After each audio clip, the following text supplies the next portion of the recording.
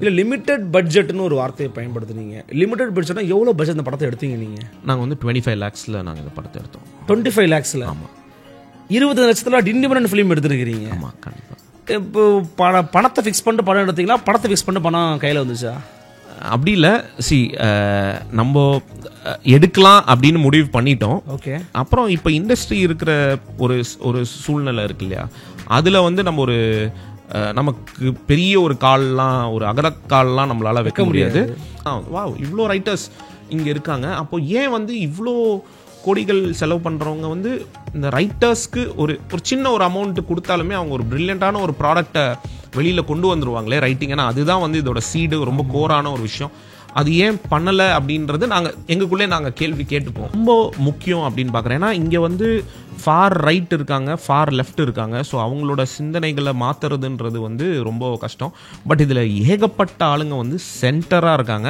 And வளர்ந்து வர இந்த யங் ஜென்ரேஷன் அவங்க வந்து இந்த பொலிட்டிக்ஸ்குள்ளே இனிஷியலாக அவங்க சீடு வரும்போது அவங்களோட பேரண்ட்ஸோட இன்ஃப்ளூயன்சஸ் இருந்தாலும் அவங்க அந்த வேர்ல்டை பார்க்கும்போது அவங்க ஒரு மாதிரி ஒரு சென்டர் தெரியாது அவங்களுக்கு. தாட் ப்ராசஸில் நிறைய பின்தங்கி இருந்த இடத்துல நம்ம ஸ்டார்ட் பண்ணிட்டு இப்போ அது எல்லாமே வந்து கொஞ்சம் கொஞ்சமாக உடச்சி சொசைட்டி ஆஸ் அ ஹோல் நம்ம எல்லாருமே அது உடச்சி ஃபார்வர்டு வரும். பட் அதில் சில பேர் வந்து முடியாது, நான் இப்படி தான் இருப்பேன், இதுதான் என்னோட சிந்தனை, நான் இந்த தாட் ப்ராசஸ்லாம் இருப்பேன், நீங்கள் எனக்கு கேட்டர் பண்ணுங்க அப்படின்னு சொல்லும்போது அது ஒரு conflict, to and fro conflict உண்டாக்கும். இதில் டெல்லி கணேஷ் ஐயாவுடைய ப்ரெசன்ஸ் இருக்குது. அஃப்கோர்ஸ் இன்றைக்கி ஐயா நம்மள்கிட்ட இல்லை. ரொம்ப ஒரு தமிழ் சினிமா வந்து பார்த்துருக்கக்கூடிய மிகச்சிறந்த நடிகர்கள் அவரும் ஒருவர்.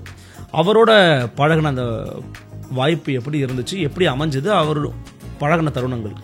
அதாவது எங்களுக்கு வந்து டெல்லி கணேஷ் சார்னாலே கிராட்டிடியூடு தான் இன்றைக்கி நாங்கள் டேர்ன் பண்ணி பார்க்கணும். ஏன்னா நாங்கள் அவர்கிட்ட போய் அப்ரோச் பண்ணும்போது ஒரு மாதிரி தயங்கி தான் போனோம். ஏன்னா நாங்கள் சொல்ல போகிற பட்ஜெட் அல்டிமேட்டாக உங்களால் வந்து ஒரு கமர்ஷியல் படம் ஒரு நல்ல ஒரு கண்டென்ட்டோட பிளெண்ட் ஆகி கொடுக்க முடியறது வந்து ஒரு ஐடியல் சினாரியோ அப்படின்னு சொல்லுவேன். ஏன்னா அல்டிமேட்டாக வந்து நம்ம வந்து படம் எடுக்கிறது பீப்புளுக்காக. அண்ட் பீப்புளோட மாஸ் மைண்ட் செட் வந்து அவங்க வந்து ஒரு கமர்ஷியல் இதை வந்து விரும்புவாங்க.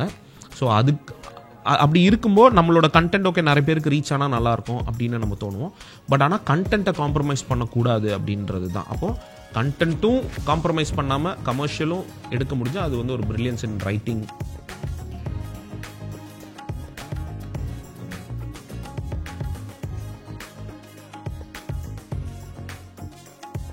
அன்னை பர்னிச்சர்ஸ், அன்னை திருமண சீர்வரிசை பொருட்கள், டிவி, ஃபிரிட்ஜ், வாஷிங் மெஷின் உள்ளிட்ட 200க்கும் மேற்பட்ட பொருட்கள் அடங்கிய திருமண சீர்வரிசை ரூபாய் 99,000 மட்டுமே. தமிழகம் முழுவதும் இலவச டோர் டெலிவரி. தொடர்புக்கு 7550014440 9345044044. நிம்மதி ப்ராப்பர்ட்டி மேனேஜ்மெண்ட். கான்டாக்ட் 7667008999.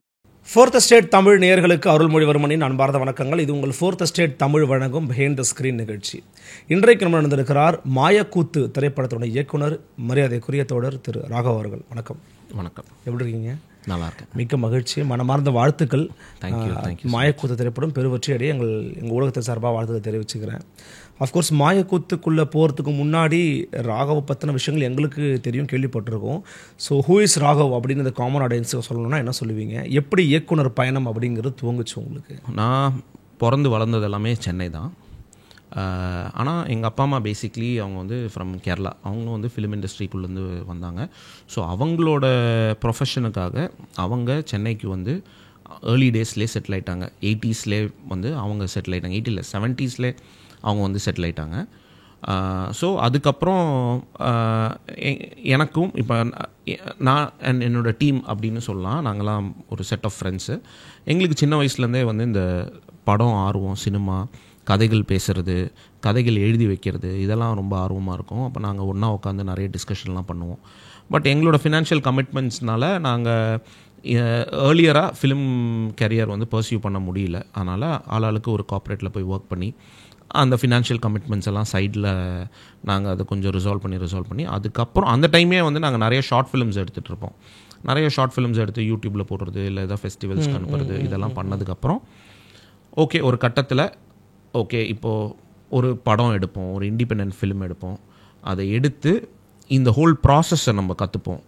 அப்படின்னு சொல்லி எடுக்கப்பட்ட ஒரு படம். அதுதான் அப்படி தான் வந்து மாயக்கூத்து உருவாச்சு. அண்ட் ரெண்டாவது வந்து பார்த்திங்கன்னா நான் பிரம்மா சாரோட அசிஸ்ட் பண்ணியிருக்கேன். அவர் கூட நான் அசிஸ்டண்ட்டாக ஒர்க் பண்ணியிருக்கேன். என்னன்னா அவரோட ரைட்டிங் டீமில் இருந்திருக்கேன். ஏன்னா நான் கார்ப்பரேட்டில் இருந்ததுனால எனக்கு ஷூட்ஸ் எல்லாம் போக முடியல. பட் அவரோட ரைட்டிங் டீமில் அவரோட கூட நான் ஒர்க் பண்ணியிருக்கேன். ஆனால் திரைப்படத்தினுடைய காட்சி அமைப்புகள் பார்க்கும்போது ரொம்ப தேர்ந்த அணுகுமுறை இருந்துச்சு, ரொம்ப தெளிந்த நீரோடையாக இருந்தது. நிறைய பேரோட கதாபாத்திர அமைப்பு அப்படிங்கிறது ரொம்ப நல்லா தான் வந்து பெர்ஃபார்ம் பண்ணியிருந்தாங்க. ஆஃப்கோர்ஸ் இந்த மாயக்கூத்துன்னு ஏன்பா பேர் வச்சாரு நான் பாடம் பார்க்கறதுக்கு முன்னாடி தோணுச்சு. உள்ளே போன பிறகு புரிஞ்சிருச்சு எதுக்காக இந்த பேரை வச்சிருக்கிறாரு அப்படின்னு. இந்த கதாபாத்திர தேர்வுகளை எப்படி சூஸ் பண்ணிங்க நீங்கள்? இவங்கெல்லாம் கரெக்டாக இருப்பாங்க, ஏன்னா எல்லாரும் சில பேர் புதுமுகங்களாக இருக்கிறாங்க அப்படிங்கிறத பார்க்க முடிகிறது. ஐயா டெல்லி கணேஷ் ஐயா அதில் இருக்கிறாங்க. இப்போ இவங்களாம் சூஸ் பண்ணதுக்கான ரீசன் என்ன? இந்த கதை, அந்த கதையில் வர கதாபாத்திரங்கள் அவங்களோட அந்த கேரக்டர் ஸ்கெட்சுன்னு சொல்லுவாங்க இல்லையா, அந்த ஸ்கெட்ச் நம்ம போட்டு இந்த ஸ்கிரிப்ட் டிசைன் ஆனப்போ இதுக்கு நம்ம எல்லாமே அவுட் அண்ட் அவுட் வந்து ஒரு எக்ஸ்பீரியன்ஸ்ட் ஆர்டிஸ்ட் நம்மளால் போக முடியல for the limitation of the budget. அதனால் நம்ம தேர்ந்தெடுத்தோம். சரி ஓகே, இப்போ for example Delhi Ganesh sir ஆகட்டும், இல்லை சாய்தீனா சார், மூரையா சார், இவங்கெல்லாம் வந்து ரொம்ப ஒரு இம்பார்ட்டண்டான ஒரு ரோல் ப்ளே பண்ணி ஒரு த்ரோ பண்ணுறாங்க. அதே நேரத்தில் வந்து செல்வி, ஐஸ்வர்யா ப்ளே பண்ணாங்க, காயத்ரி ப்ளே பண்ணாங்க, ரேகா, அந்த கார்த்திக், ஸோ இவங்கெல்லாம் ஒரு ப்ளே பண்ணியிருப்பாங்க. இவங்களதெல்லாமே வந்து பார்த்திங்கன்னா அந்த பர்டிகுலர் ரொம்ப இம்பார்ட்டண்டான ஒரு கேரக்டர் ஸ்கெட்சு. அந்த கேரக்டருக்கு இவங்களோட ஃபேஸ் வந்து இவங்க பண்ணுற அந்த அவங்களோட இது பர்ஃபெக்டாக வந்து எங்களுக்கு மேட்ச் ஆச்சு. நிறைய ஆடிஷன்ஸ் எடுத்து அதுக்கப்புறம் டிசைட் ஆனது தான் வந்து. இல்லை, லிமிட்டட் பட்ஜெட்னு ஒரு வார்த்தையை பயன்படுத்துனீங்க. லிமிட்டட் பட்ஜெட்னா எவ்வளோ பட்ஜெட் இந்த படத்தை எடுத்தீங்க நீங்கள்? நாங்கள் வந்து 25 lakhஸில் நாங்கள் இந்த படத்தை எடுத்தோம். 25 lakhஸில்? ஆமாம். 20 லட்சத்தில் இண்டிபெண்டன்ட் ஃபிலிம் எடுத்துருக்கிறீங்க. ஆமாம், கண்டிப்பாக. இப்போ பணத்தை ஃபிக்ஸ் பண்ணிட்டு படம் எடுத்தீங்களா, படத்தை ஃபிக்ஸ் பண்ணிட்டு பணம் கையில் வந்துச்சா? அப்படி இல்லை. நம்ம எடுக்கலாம் அப்படின்னு முடிவு பண்ணிட்டோம். ஓகே. அப்புறம் இப்போ இண்டஸ்ட்ரி இருக்கிற ஒரு சூழ்நிலை இருக்கு இல்லையா, அதில் வந்து நம்ம நமக்கு பெரிய ஒரு அகலக்கால்லாம் நம்மளால் வைக்க முடியாது. ஸோ அதுக்கு நாங்கள் டிசைட் பண்ணிட்டோம், சரி ஓகே ஒரு லிமிட்டட் பட்ஜெட்டில் எடுக்கலாம் அப்படின்னு. ஆனால் ஸ்கிரிப்ட் வந்து பார்த்தீங்கன்னா நாங்கள் இந்த பட்ஜெட்டை வச்சு இந்த ஸ்கிரிப்டை முடிவு பண்ணலை. ஸ்கிரிப்டை காம்ப்ரமைஸ் பண்ணீங்களா? இல்லை. ஓகே. நாங்கள் ஸ்கிரிப்ட் ப்ராசஸில் எழுதுமே. இன்ஃபேக்ட் நீங்கள் பார்த்துருப்பீங்க, ஜென்ரலாக ஒரு லிமிட்டட் பட்ஜெட்னா ஒரு லொக்கேஷனுக்குள்ளே எடுப்பாங்க அந்த மாதிரி. இதில் வந்து பார்த்தீங்கன்னா கிட்டத்தட்ட நாங்கள் நிறைய லொக்கேஷன்ஸ் போயிருக்கோம். ஸோ அதை காம்ப்ரமைஸ் பண்ணாமல் ஸ்கிரிப்டை ஃபுல்லாக லாக் பண்ணதுக்கப்புறம் இதுதான் பட்ஜெட், இந்த பட்ஜெட்குள்ளே இந்த ஸ்கிரிப்டை எப்படி முடிக்கிறது அப்படின்ற டைரக்ஷனில் தான் நாங்கள் வந்து போனோம். ஓகே. ஆனால் இதில் பார்க்கும்போது 25 lakhஸில் எடுத்துருக்கிறீங்கன்னு இப்போ நீங்கள் சொல்லும்போது ஷாக்கிங்காக இருக்குது. பார்க்குற நேரத்தில் கூட ஷாக்கிங்காக இருக்க வாய்ப்பு இருக்குது. 25 லட்சத்தில் இந்த படத்தை எடுத்து முடிச்சிட முடியும் நம்புனீங்களா? ஃபஸ்ட்டு நம்பிக்கை வரணும்ல முதல்ல. ஆக்சுவலி நாங்கள் கொஞ்சம் ஸ்கெப்டிக்கலாக தான் இருந்தோம். ஒரு பயம் இருந்தது, எப்படி இது 25 லட்சத்தில் முடிக்கலாம் அப்படின்னு. பட் ஆனால் இதில் வந்து அசோசியேட் ஆன ஆளுங்க எங்களுக்கு அந்த கான்ஃபிடன்ஸை கொடுத்தாங்க அப்படின்னு தான் சொல்லுவேன். ஓகே. என்விரான்மெண்ட். ஆமாம். ஓகே. இந்த ப்ராடக்ட் வந்து ஒரு ஜெனுவனான இன்டென்ஷனில் எழுதப்பட்ட ஒரு கதை. இன்ஃபேக்ட் நானும் என் ஃப்ரெண்டு ஸ்ரீனிவாசன் சொல்லி நாங்கள் 2 பேரும் தான் எழுதினோம். ஒரு ஜெனுவனான இன்டென்ஷனில் எழுதி ஸ்கிரிப்டாக நாங்கள் வந்து இது வச்சப்போ இதில் அசோசியேட் ஆன technical teams, for example Sundar Ramakrishnan is one of ஒரு முக்கியமான பில்லர் இந்த படத்தில். அவர் தான் இதோட சினிமோட்டோகிராஃபர். தெலுங்குல 2 படம், தமிழில் ஒரு 2 படம் பண்ணியிருக்காரு. ஸோ அவர் வந்து கொடுத்த பட்ஜெட்டுக்கு, எங்களோட லிமிட்டேஷன்ஸ்க்கு ஒரு ஃபார் சுப்பீரியர் குவாலிட்டி எடுத்து கொடுத்தாரு அப்படின்றது தான் சொல்லுவோம். ஏன்னா நாங்கள் செட்டிலலாம் வந்து அவன் நிறைய டிமாண்ட் பண்ணுவான், நாங்கள் சொல்லுவோம் இதெல்லாம் எங்ககிட்ட இல்லை, எங்களால் இதுதான் முடியும் அப்படின்னு சொல்லிட்டு அந்த லிமிட்டேஷன்ஸை புரிஞ்சு பர்ஃபெக்டாக வந்து அவனோட லைட்டிங்ஸ் ஆகட்டும், கேமரா ஆகட்டும், பர்ஃபெக்டாக வந்து ஆங்கிள்ஸ் எல்லாமே பர்ஃபெக்டாக வந்து செஞ்சு கொடுத்தான். ஸோ அது hats off to Sundar. And அடுத்தது வந்து நம்மளோட மியூசிக் டைரக்டர் அஞ்சனா ராஜகோபால் அவங்க பேர். நாங்கள் அவங்கக்கிட்ட இந்த படத்தை எடுத்துகிட்டு போகும்போது இந்த படத்தில் ஒரு பாட்டு கூட கிடையாது. அண்ட் சாங்குக்கான ஒரு ஸ்பேஸும் இல்லை, ஒரு ஐடியாவும் இல்லை. இது எழுதப்பட்டப்பலே இதுக்கு சாங்குக்கான ஒரு ஐடியா இல்லை. அண்ட் பேக்ரவுண்ட் ஸ்கோருக்கே நாங்கள் கம்மியான பட்ஜெட் தான் வந்து அவங்களுக்கு கோட் பண்ணுறோம். அவங்க அதை பார்த்துட்டு இந்த படத்தை பார்த்துட்டு இல்லை ராகவ், இது கண்டிப்பாக நம்ம வந்து ஒரு பாட்டு வைக்கணும். பிஜிஎம்காக போய் சாங்குக்காக எலவேட் பண்ணுறாங்க. இப்போ அஃப்கோர்ஸ் உங்களுக்கு அதிகமாக தானே ஆகும் பட்ஜெட்டாங்க. ஆமாம். ஆனால் அவங்க என்ன பட்ஜெட் நம்ம கொடுத்தோமோ அவங்க ஃபேவர்ஸ் புல் பண்ணி அவங்க வந்து கிட்டத்தட்ட ஒரு பாட்டு ராகவ் அப்படின்னு ஆரம்பிச்சதுல வந்து இப்போ 5 பாட்டு இருக்கு. 5 பாட்டு இருக்கு படத்துல. ஓகே, ஒரு அனிமேஷன் சாங் கூட இருக்கு. ஆமா, ஒரு அனிமேஷன் சாங் கூட இருக்கு. ஸோ அது எல்லாமே வந்து இவங்க அது நமக்காக ஃபார் த ப்ராடக்ட் அப்படின்னு சொல்லி எலிவேட் பண்ணாங்க. அண்ட் இந்த 5 பாட்டுமே வந்து பார்த்தீங்கன்னா ரொம்ப இம்பார்ட்டன்ட் ஏரியாஸ் ஆஃப் த ஃபிலிமில் வரும். அண்ட் அந்த பர்டிகுலர் மூடையும் சரி அந்த சீனையும் பயங்கரமாக என்ஹான்ஸ் பண்ணி விட்டுது அந்த பாட்டுகள் 5 பாட்டுமே. ஸோ அஞ்சனா ஆகட்டும், அதுக்கு அடுத்தது நாகுரான் இந்த படத்தோட எடிட்டர். அவர் வந்து இந்த படம் நாங்கள் இனிஷியலாக கமிட் பண்ணப்போ சொல்லிட்டோம் இது இண்டிபெண்டன்ட் படம், இவ்வளோ தான் பட்ஜெட் எல்லாமே. அதுக்கப்புறம் அவர் பேக் டு பேக் கமிட்மெண்ட்ஸ் இருந்தது. கேப்டன் மில்லர், சாணி காகிதம், டானு, இந்த மாதிரி ஏகப்பட்ட படங்கள் அவரோட லைனப்பில் இருந்துட்டு. பட் இருந்தாலும் அந்த படத்துக்கெல்லாம் என்ன சின்சியாரிட்டி கொடுக்க முடியுமோ அதே சின்சியாரிட்டி இந்த படத்தில் கொடுத்து எடிட் பண்ணி எங்களுக்கு ஃபார் த பட்ஜெட் அவர் என்ன பட்ஜெட் கமிட் பண்ணாரோ, ஏன்னா அதையும் இதையும் கம்பேர் பண்ணால் ரெண்டு எக்ஸ்ட்ரீம், மலைக்கும் மடுவுக்குங்க வித்தியாசம். ஆனால் அதுக்கு என்ன ஜெனுவினிட்டி கொடுக்கணுமோ அதே ஜஸ்டிஸை இது கொடுத்து எங்களுக்கு செஞ்சு கொடுத்தாரு. ஸோ இதை அச்சீவ் பண்ணது முழுக்க credit goes to the technical டீம்னு தான் நாங்கள் சொல்லுவோம். ஏன்னா டெக்னிக்கல் டீம் எங்களுக்கு பண்ண ஒரு இதுதான் வந்து இன்னைக்கு நம்மளால வந்து 25 lakhs ஒரு படம் எடுக்க முடியும். ஆனால் இந்த குவாலிட்டி கொடுத்தது வந்து அது ஒரு ஃபார் எக்ஸலன்ஸ் குவாலிட்டி நாங்கள் வந்து டேபிளில் வச்சுருக்கோம். அது வந்து டெக்னிக்கல் டீமுக்கு தான் வந்து இல்லை, குவாலிட்டியில் எங்கேயுமே நீங்கள் காம்ப்ரமைஸ் ஆன மாதிரி எனக்குமே தோணலை. ஏதாவது நீங்கள் சொன்னீங்க ஷார்ட் ஃபிலிம்ஸ் நிறைய எடுத்துருக்கிறோம், அப்புறம் நீங்கள் இதை நோக்கி வந்திருக்கிறோன்னா அதில் இருக்கிற தன்மைகள் இதில் இல்லை. அதை தாண்டின ஒரு இண்டிபெண்டன்ட் ஃபிலிம் அப்படிங்கிறதுக்கான எல்லா சாத்தியங்களும் அதில் வந்து இருக்குது.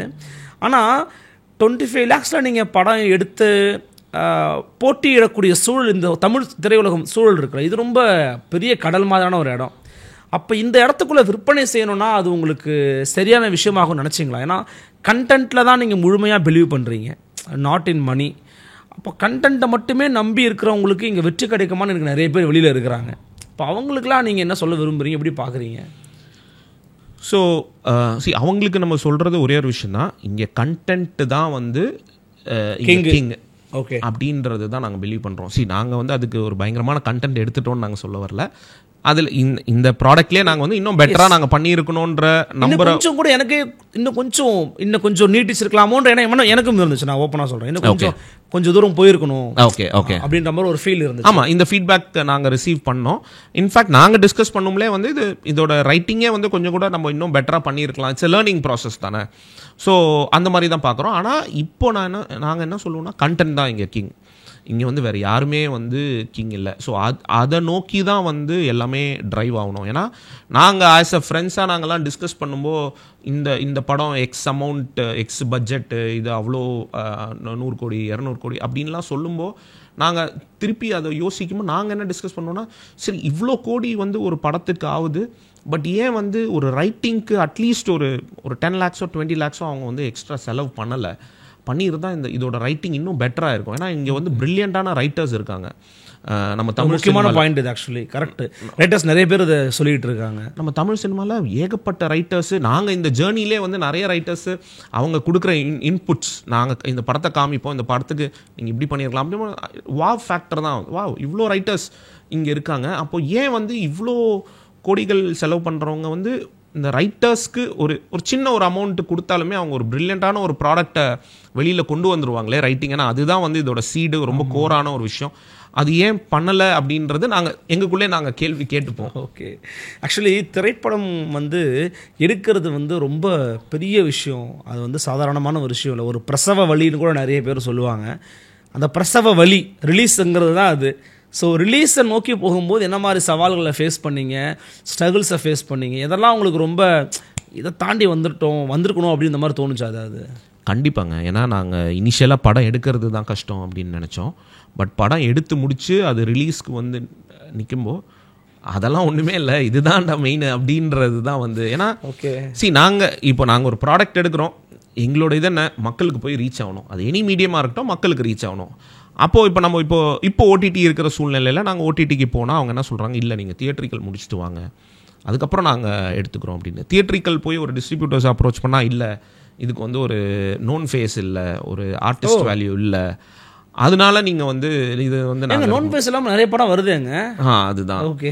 இன்ஃபேக்ட் அவங்க அதை சில பேர் அந்த படத்தை பார்த்துட்டு முடிவு பண்ணியிருந்தாலும் ஓகே, சில பேர்லாம் படம் பார்க்கவே இல்லை, அவங்க வெறும் அந்த ட்ரெய்லர் பார்த்துட்டு அவங்க வந்து டிசைட் பண்ணி நோன் ஃபேஸ் இல்லைங்க நாங்கள் எடுக்க மாட்டோம் அப்படின்னு சொல்லி. அப்போ என்ன ஆகுதுன்னா இப்போ நம்மளே ஓன் ரிலீஸ் பண்ணணுன்ற மாதிரி வருது.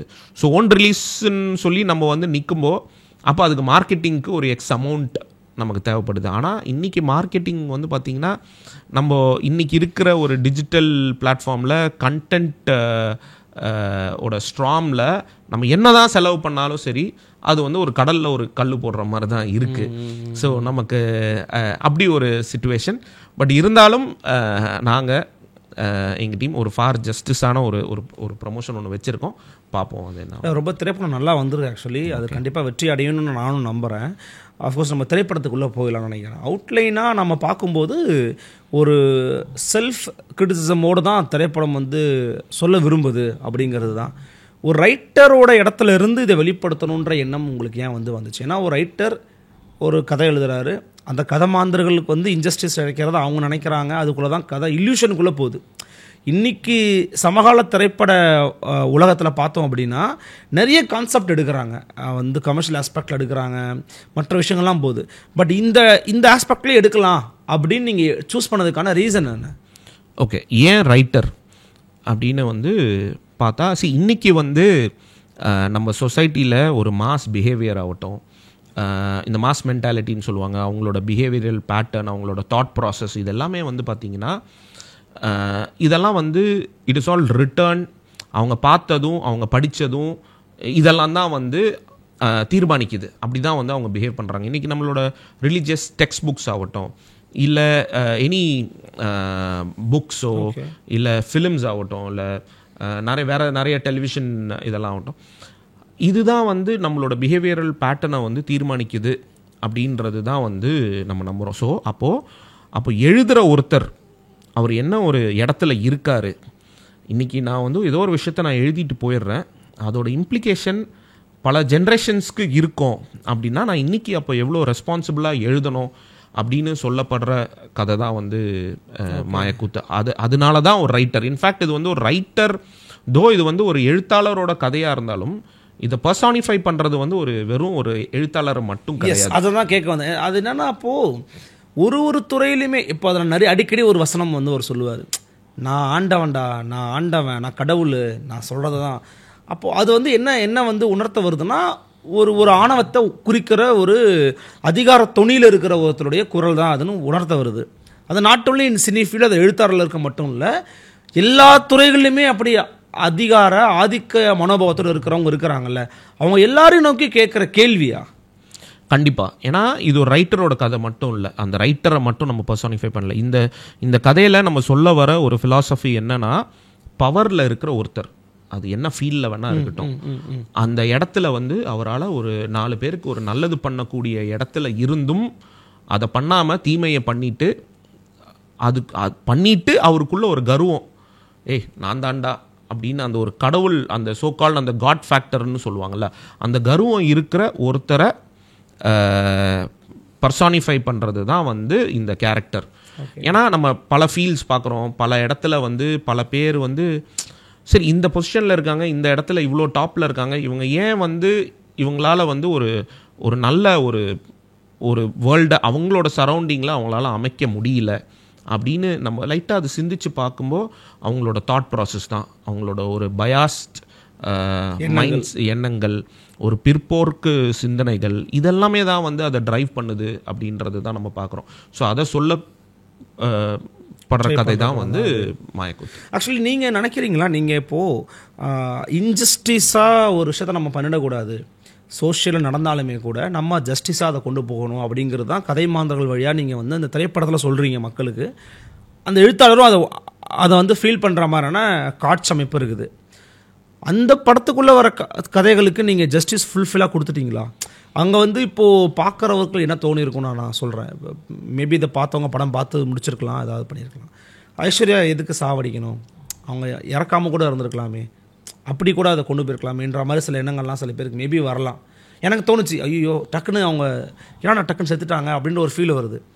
எல்லாத்துக்கும் ஃபுல்ஃபில் பண்ணிட்டீங்களா நீங்கள் ஜஸ்டிஸை? இல்லை, அது பண்ணலை. ஏன்னா இது வந்து ஒரு தொடர்கதை அவர் எழுதிட்டு இருக்காரு. அந்த தொடர்கதை வந்து பார்த்தீங்கன்னா இன்ஃபேக்ட் அதில் ஒரு சீக்வன்ஸ் வரும். அவர் போய் சொல்லுவார், சார் நான் கதையை மாற்றி எழுதணும் அப்படின்னு சொல்லிட்டு, என்ன எல்லாரும் படித்ததுக்கு அப்புறமா அப்படின்ற மாதிரி சொல்லுவாங்க. அதாவது நம்ம ஒரு தப்பு பண்ணிட்டோம், அந்த தப்பை வந்து பேக் டு ஃபுல்லாக திருத்த முடியாது, ஏதோ அந்த தப்புலேருந்து அதுக்கு என்ன ஜஸ்டிஸோ அதை கொடுக்க முடியும். ஓகேன்ற மாதிரி தான் வந்து போகும். கதை உள்ளே இருக்கும்போது தான் நீங்கள் சொல்கிற விஷயம் டக்குன்னு புரியுது. ஓகே, அஃப்கோர்ஸ் நீங்கள் வந்து இந்த கதைக்குள்ளே இந்த மாதிரி விஷயங்கள் வர்றதெல்லாம் சொன்னாலுமே கூட எனக்கு பார்க்கும்போது ஒரு எண்ணம் வந்துச்சு, இந்த படத்தை வந்து படைப்பாளிகளை மட்டும் மையப்படுத்தி நீங்கள் எடுக்கலை, அதிகாரத்தில் இருக்கிற எல்லாரும் மையப்படுத்த எடுக்கிறீங்க. அண்மையில் வந்து எனக்கு தோணுதுனால சொல்கிறேன், டாக்டர் திருமா ஒரு இடத்துல பேசும்போது சொல்கிறாங்க, பரியரும் பெருமாளோட ஈவெண்ட்டில் பேசும்போது ரொம்ப அடி வாங்கிட்டே இருக்கிறாரு, அழுத்தப்பட்டுக்கிட்டே இருக்கிறாரு, but he didn't react anything. அது ரொம்ப ஒரு மாதிரி இருந்துச்சுன்னு சொல்லி பேசினார், மேடையிலே பேசினார். இன்னொரு படம் பாருங்கள், அசுரன்னு ஒரு படம் வந்துச்சு, அதில் அழுத்தப்பட்டாலும் அவன் வந்து திருப்பி அடிக்கிறான், ரியாக்ட் பண்ணுறான், அது ரெஸ்பாண்ட் பண்ணுறான், அவன் வந்து அதை சண்டை போடுறான். அப்போது சோஷியலில் இருக்கிறத தான் நான் படமாக எடுக்கிறேன்னு சொல்கிறாரு மாதிரி, சோஷியலில் இருக்குதோ இல்லையோ இதை தான் அவன் பண்ணணும்னு சொல்கிறாரு வெற்றி. இந்த இடத்துல நீங்கள் எங்கே நிற்கிறீங்க? இல்லை நான் வந்து இதை மைண்ட் வச்சு நீங்கள் எடுத்தீங்கன்னு நான் சொல்லலை, இந்த மாதிரியான விஷயம் எனக்கு தோணுது இல்லை. What's your opinion? இது ரெண்டுமே தேவைப்படுது அப்படின்னு தான் நான் சொல்லுவேன். இன்ஃபேக்ட் எனக்கு வந்து பரியரும் பெருமாள் வந்து கண்டிப்பாக வந்து நமக்கு ஒரு தேவைப்படுற ஒரு முக்கியமான ஒரு படமாக தான் வந்து நான் பார்ப்பேன். ஏன்னா பட் அவர் ஜஸ்டிஸ் கொடுத்துருக்கலாம்ல, அவர் அதில் ரிட்டாலியேட் அவன் பண்ணணும், அவன் எதிர்த்து சண்டை போடணுன்ற ஒரு உணர்வை கடத்தலன்றது ஒரு பார்வை இல்லையா? கரெக்டு. சில படங்கள் வந்து நம்மளோட பிளட்டு பாயில் ஆகி அது ரியாக்ட் ஆகிறதுக்கு சில படங்கள் தேவைப்படும். சில படங்கள் வந்து சில குவெஸ்டின்ஸை நமக்குள்ளே வந்து ஒரு சீடாக ஷோ பண்ணுறதுக்கு தேவைப்படும் அப்படின்னு நம்புகிறேன். அண்ட் அது வந்து ஒரு விவாதத்தை கிரியேட் உருவாக்குச்சு, டெஃபினெட்லி அது உருவாக்குச்சு. ஸோ அது ரொம்ப முக்கியம் அப்படின்னு பார்க்குறேன். ஏன்னா இங்கே வந்து ஃபார் ரைட் இருக்காங்க, ஃபார் லெஃப்ட் இருக்காங்க. ஸோ அவங்களோட சிந்தனைகளை மாற்றுறதுன்றது வந்து ரொம்ப கஷ்டம். பட் இதில் ஏகப்பட்ட ஆளுங்க வந்து சென்டராக இருக்காங்க. அண்ட் வளர்ந்து வர இந்த யங் ஜென்ரேஷன் அவங்க வந்து இந்த பொலிட்டிக்ஸ்குள்ளே இனிஷியலாக அவங்க சீடு வரும்போது அவங்களோட பேரண்ட்ஸோட இன்ஃப்ளூயன்சஸ் இருந்தாலும் அவங்க அந்த வேர்ல்டை பார்க்கும்போது அவங்க ஒரு மாதிரி ஒரு சென்டர் போகிறது தெரியாது அவங்களுக்கு. ஸோ இந்த மாதிரி கதைகள் வந்து அது கண்டிப்பாக வந்து அந்த குவெஸ்டின்ஸை கிரியேட் பண்ணும். இப்போ எனக்கெல்லாம் பார்க்கும்போது ஒரு அன்செட்டில் பண்ணிச்சு. என்ன பரியரும் பெருமாள் மாதிரி ஒரு படம் பார்க்கும்போது அன்செட்டில் பண்ணி யாருமே அது பெருசாக பாதிக்கும் அது. ஆமாம். அப்போ அதை பற்றி நம்ம தெரிஞ்சுக்கணும் அப்படின்னு நினைக்கிறோம், அதை பற்றி நம்ம போய் தெரிஞ்சுக்கிறோம். Until we get our questions, நமக்கு நிறைய கொஸ்டின்ஸ் எழுப்புது. அதனால் கண்டிப்பாக பரியரும் பெருமாள் மாதிரி ஒரு படம் வந்து தேவைதான், அந்த மாதிரி நிறைய வரணும் அப்படின்னு நான் நம்புகிறேன். ஓகே, ஆனால் சொசைட்டியில் இருக்கிறதெல்லாம் வந்து நம்ம பிரதிபலிக்கணும்னு நினைக்கிறோம், நம்முடைய திரைப்படத்தில் நம்முடைய படைப்பில் பிரதிபலிக்கணும்னு நினைக்கிறோம்.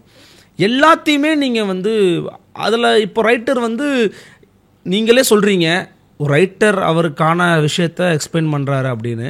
ஆனால் அந்த ரைட்டருக்கு காம்ப்ரமைஸ் ஆகலைல்ல, அவர் வந்து அந்த மாந்தர்களுடைய அழுத்தத்துக்கு உள்ளாகிற மாதிரி இல்லையா, நடக்கிறத நான் எடுக்கிறேன் அப்படின்னு ரைட்டரால் இருக்க முடியலையா? அது நீங்கள் எப்படி பார்க்குறீங்க? இல்லை சரி, அந்த ரைட்டர் வந்து நீங்கள் என்ன சொல்கிறீங்கன்னா, ரைட்டர் அவர் போக்கில் இல்லை, அவர் வந்து அந்த அவர் எழுதின கதையை அவர் இழுத்து நீ மாறுன்னு சொல்லுது. பட் ஆனால் அவரோட தாட் ப்ராசஸ் வேறு. அதுதான் நான் எப்படி நான் அதை பார்ப்பேன் அப்படின்னா, இன்றைக்கி வந்து நம்ம வேர்ல்டு வந்து நம்ம சொசைட்டியாக நம்ம வந்து மூவ் ஆகிட்டு இருக்கிற இடம் வந்து இது இந்த எல்லாமே பிரேக் பண்ணி மூவ் ஆகிட்டு இருக்கோன்றது தான் நான் நம்புகிறேன். அதாவது இந்த பிற்போக்கு சிந்தனைகள் இதெல்லாமே வந்து பிரேக் ஆகி நம்ம ஃபார்வர்டில் போயிட்டுருக்கோம். அப்போது ஆனால் இதில் நிறைய பேர் வந்து அந்த சிந்தனைகளோட வாழ்கிற நிறைய பேர் இருக்காங்க. ஸோ அவங்களுக்கெல்லாம் என்ன ஆகும்னா, இந்த சொசைட்டி வந்து அவங்களுக்கு கான்ஸ்டண்ட்டாக வந்து ஒரு கான்ஃப்ளிக்ட்லேயே இருப்பாங்க இந்த சொசைட்டி கூட. நான் அப்படி தான் நான் வந்து பார்க்குறேன். ஸோ இந்த கான்ஸ்டன்ட் கான்ஃப்ளிக்ட் தான் வந்து either they will change or they will perish. அப்படி தான் நான் பார்க்குறேன். ஏன்னா அப்படி தான் இந்த சொசைட்டி இஸ் மூவிங் ஃபார்வர்ட். எங்கேருந்து நம்ம ஸ்டார்ட் பண்ணோம் அப்படின்னு வந்து பார்த்தா, ரொம்ப தாட் ப்ராசஸில் நிறைய பின்தங்கி இருந்த இடத்துல நம்ம ஸ்டார்ட் பண்ணிவிட்டு இப்போ அதெல்லாமே வந்து கொஞ்சம் கொஞ்சமாக உடச்சி சொசைட்டி ஆஸ் அ ஹோல் நம்ம எல்லாருமே அது உடச்சி ஃபார்வர்டு வரும். பட் அதில் சில பேர் வந்து முடியாது, நான் இப்படி தான் இருப்பேன், இதுதான் என்னோட சிந்தனை, நான் இந்த தாட் ப்ராசஸ்லாம் இருப்பேன், நீங்கள் எனக்கு கேட்டர் பண்ணுங்க அப்படின்னு சொல்லும்போது அது ஒரு conflict to and fro conflict உண்டாக்கும். ஸோ அதுதான் நான் வந்து பார்க்குறேன். இல்லை, ஆனால் இது வந்து இப்போ நீங்கள் வந்து ஒரு படைப்பாளராக இருக்கிறதுனால கேட்குறேன். நம்ம ஏதோ ஒன்று விஷயத்தை எழுதும் போதோ அல்லது ஒரு விஷயத்தை உருவாக்கும் போதோ ஏதோ ஒரு விஷயத்தினுடைய தாக்கம் நமக்குள்ளே இருக்கும். என்னப்பா இப்படி நடந்திருக்குது, நம்ம இதை பதிவு பண்ணணும்னு தோணும்ல. அப்படி எதுவும் தாக்கம் இருந்துச்சா அவங்களுக்கு, இம்பேக்ட்? கண்டிப்பாக. இது வந்து நிறைய இடத்துல நம்ம வந்து இதை பார்த்தது தான். நிறைய இடத்துல நம்ம இப்போ கார்ப்பரேட்டில் இருக்கோம், இல்லைனா நம்ம இந்த பொலிட்டிக்கல் ஃபீல்டில் பார்க்குறோம், சினி ஃபீல்டில் பார்க்குறோம். இதிலெல்லாம் வந்து பார்த்திங்கன்னா ஒரு இடத்துல இருக்கிற அந்த சோகால் டாப்பில் இருக்கிற ஒரு பர்சன், அவங்களோட சிந்தனைகள் வந்து பயாஸ்டாக இருக்குங்களோ இல்லை வந்து அது வந்து ஒரு நல்ல ஃப்ரீ ஃப்ளோயிங்காக இல்லாமல் இருக்கும்போது அந்த ஹோல் பாடி, அந்த ஹோல் ஆர்கனைசேஷனுக்கு வரக்கூடிய விஷயங்கள் இதெல்லாம் பார்க்கும்போது தான் வந்து இந்த மாதிரி ஒரு தாட் வருது. ஓகே. ஆனால் இப்போது இதில் நீங்கள் சொன்னீங்க துவக்கத்தில் இந்த படத்தை வந்து ரிலீஸ் பண்ணுறதுக்கு இது நீங்கள் எதிர்கொண்ட ஸ்ட்ரகிள்ஸ் இருக்குது இல்லையா, அதில் ஒன் ஆஃப் த கூராக நீங்கள் சொன்னது வந்து ஸ்டார் வேல்யூ அப்படிங்கிறது. பட் ஸ்டார் வேல்யூ அப்படிங்கிறத தாண்டி கண்டென்ட் தான் முக்கியங்கிறது படைப்பாளர்களுக்கு பொதுவாக தெரியும். ஆனால் இதில் இந்த ஸ்டாரை போட்டிருக்கலாம், அந்த ஸ்டார் வேல்யூ போட்டு தான் இன்னும் கூடுதலாக இருக்குன்ற மாதிரியான எண்ணங்கள் உங்களுக்கு ஆஃப்டர் த மேக்கிங் வந்துச்சா உங்களுக்கு? இல்லை. ஏன்னா இப்போவும் நாங்கள் ஸ்ட்ராங்காக பிலீவ் பண்ணுறது என்னென்னா கண்டென்ட் தான். அந்த content will speak for it self. இதுலேயே வந்து நாங்கள் என்ன சொல்லுவோன்னா, இப்போ இதுலேயே வந்து நாங்கள் ஒரு நல்ல இன்னும் பெட்டராக நாங்கள் பண்ணியிருந்தோன்னா, இப்போது இது பயங்கரமாக, ஃபார் எக்ஸாம்பிள் நான் ஹைப்போதட்டிக்கலாக நான் சொல்கிறேன், பயங்கரமாக போகல, ரிசீவ் ஆகலை அப்படின்னாலும் கூட நாங்கள் எப்படி இதை வந்து பார்ப்போம் அப்படின்னா, ஓகே மேபி நாங்கள் இதை இன்னும் பெட்டராக எழுதியிருக்கலாம், இன்னும் இது பெட்டராக வந்து ஒரு ஸ்கிரிப்டாக வந்து இன்னொரு டிராஃப்டோ மல்டிபிள் டிராஃப்ட்ஸ் நம்ம போயிருக்கலான்றது தான் வந்து எங்களோட இதாக இருக்குமே தவிர, இது வந்து ஒரு ஹீரோ வேல்யூ போட்டிருந்தால், ஒரு ஃபேஸ் வேல்யூ இருந்தால் இது இது வந்து மேபி ஒரு ஃபேஸ் வேல்யூ வந்து இனிஷியல் ஒரு இதுக்கு இருக்கும். இனிஷியலாக வந்து ஆளுங்க வந்து அதை பார்க்கறதுக்கு வேணால் இருக்கும். பட் சஸ்டெயினபிலிட்டி கண்டென்ட்டில் தான் இருக்குது. ஒரு படம் வந்து சஸ்டெயின் ஆகணும்னா அது ஒரு கண்டென்ட் மூலியமாக தான் சஸ்டெயின் ஆகும். எவ்வளோ நாள் எடுத்தீங்க திரைப்படத்தை? எவ்வளோ நாள் எடுத்தீங்க? எப்படி மேக் பண்ணீங்க? இது வந்து ஒரு 23 டேஸில் நம்ம எடுத்தோம். 23 டேஸில்? ஆமாம். டோட்டல் படத்தையே? ஆமாம். ஓகே. ஆனால் ஓவர் த ஸ்பேன் ஆஃப் ஒரு 3 to 4 months எடுத்தோம். ஏன்னா நாங்கள் எல்லாமே வந்து கார்ப்பரேட்டில் ஒர்க் பண்ணிவிட்டு சைமல்டேனியஸாக எடுத்தோம். ஸோ அதனால் எங்களுக்கு வந்து ஷூட் மட்டும், ப்ரொடக்ஷன் மட்டும் ஒரு 3 to 4 months ஆச்சு. அதுக்கப்புறம் போஸ்ட் ப்ரொடக்ஷன் வந்து ஒரு 10 months நாங்கள் போஸ்ட் ப்ரொடக்ஷன். படம் எப்போ முடிச்சிங்க ஆக்சுவலி?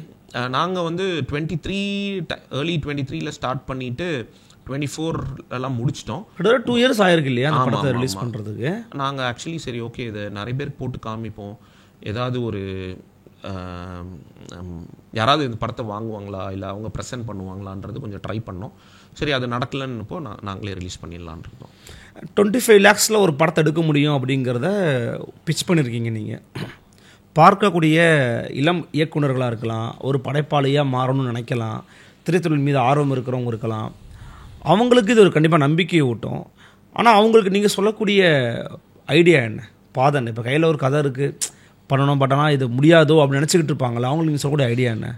என்ன சொல்லுவோம் அப்படின்னா, கண்டென்ட் நீங்கள் எவ்வளோக்கு எவ்வளோ கண்டென்ட்டில் ஸ்ட்ராங்காக இருக்கீங்களோ அண்ட் உங்களோட ஹோம் ஒர்க், ஏன்னா நீங்கள் வந்து இண்டிபெண்ட்டாக எடுக்கணும், இந்த பட்ஜெட்டில் எடுக்கணுன்னா நீங்கள் வந்து நிறைய லைவ் லொக்கேஷன்ஸ் பார்க்கணும், லைவாக நீங்கள் எப்படி இதை ஷூட் பண்ண போகிறீங்க, உங்கள் பர் டே காஸ்ட்டை நீங்கள் வந்து எப்படி கம்மி பண்ண போகிறீங்க, இதெல்லாம் கம்மி பண்ணணுன்னா உங்களோட நீங்கள் எவ்வளோக்கு எவ்வளோ ஹோம் ஒர்க் பண்ணுறீங்களோ அவ்வளோக்கு அவ்வளோ வந்து நடக்கும். ஏன்னா ஒரு ஷூட் ஒரு நாள் ஒரு செட்டில் போயிட்டிங்கன்னா அங்கே அந்த செட்டு கொடுக்குற சில சேலஞ்சஸ் இருக்கும். நம்ம ஒன்று பிளான் பண்ணிட்டு வந்திருப்போம், ஆனால் அந்த செட்டு சில சேலஞ்சஸ் கொடுக்கும்.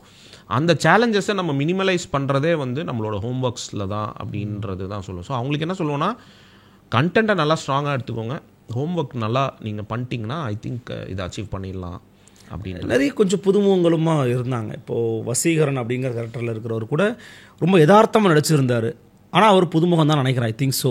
நீங்கள் ரைட்டர் சொல்கிறீங்களா? ஆமாம், அவர் வந்து சின்ன சின்ன ஃபிலிம்ஸ் எல்லாம் பண்ணியிருக்காரு, சில ஆட்ஸில் எல்லாம் நடிச்சிருக்காரு எல்லாமே. ஆனால் எங்களோட ட்ராவல் பண்ண ஒரு பர்சன், பல வருஷமாக என்னோட எல்லா ஷார்ட் ஃபிலிம்ஸ்லேயும் அவர் நடிச்சிருப்பார்.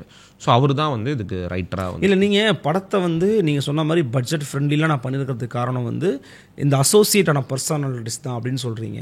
அப்போ அவங்கள சூஸ் பண்ணுறதுக்கு நீங்கள் நிறைய நேரம் எடுத்திருப்பீங்கல்ல?